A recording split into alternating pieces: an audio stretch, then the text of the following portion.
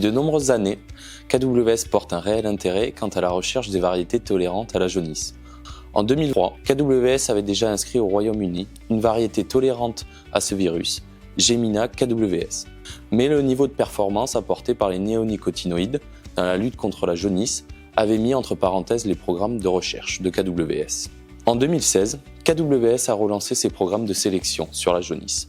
Et, depuis 2019, KWS dépose chaque année au CTPS pour l'inscription au catalogue français des variétés avec un certain niveau de tolérance à la jaunisse.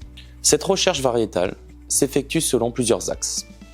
Un élément important consiste à la détermination des souches virales.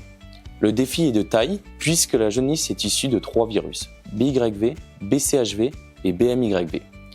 La caractérisation est permise par d'importantes campagnes de prélèvement de feuilles en France et au travers de l'Europe. Au cours de ces campagnes de prélèvement, on remarque une grande diversité en termes de répartition des souches virales. De plus, la prédominance des virus peut varier de manière aléatoire entre les différents pays, mais y compris à l'intérieur d'un même pays, ce qui, forcément, complique le travail des sélectionneurs.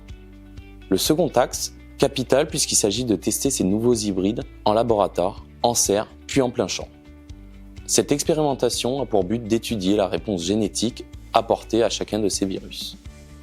Dans ce cadre, KWS ne cesse d'augmenter le nombre de parcelles d'expérimentation jaunisse depuis 2016, et ce, particulièrement dans des essais menés en France, où l'on sait que la tolérance à la jaunisse deviendra un standard pour les variétés à court terme.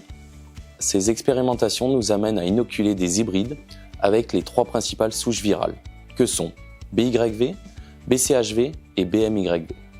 Cette méthode nous permet d'observer le comportement des hybrides. L'objectif étant bien sûr que les hybrides de demain soient performants, et ce, quelle que soit la pression jaunisse de l'année. Cette tolérance future à la jaunisse s'additionnera à nos différentes variétés présentes sur tous les segments de marché. Nématodes, rhizomanie, FPR. Dès la première année d'expérimentation en 2021, des résultats probants ont été obtenus et ont permis de mettre au point des protocoles efficients de test des hybrides. Ce protocole fait aujourd'hui référence et a été important dans le cadre de la mise en place des essais CTPS pour 2022. Le but est ainsi de déposer des hybrides avec des caractères moins sensibles face à la jaunisse. Nous ne disposons pas encore de l'ensemble des résultats de 2024, mais compte tenu de l'accroissement considérable du nombre d'hybrides testés, nul doute que cette année d'essai s'avérera décisive pour l'identification de nouveaux hybrides.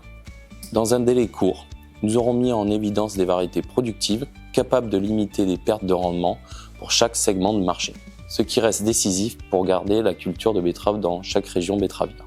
Mais celles-ci nécessiteront un suivi rigoureux de la part du planteur qui devra appliquer des herbicides selon les seuils de déclenchement.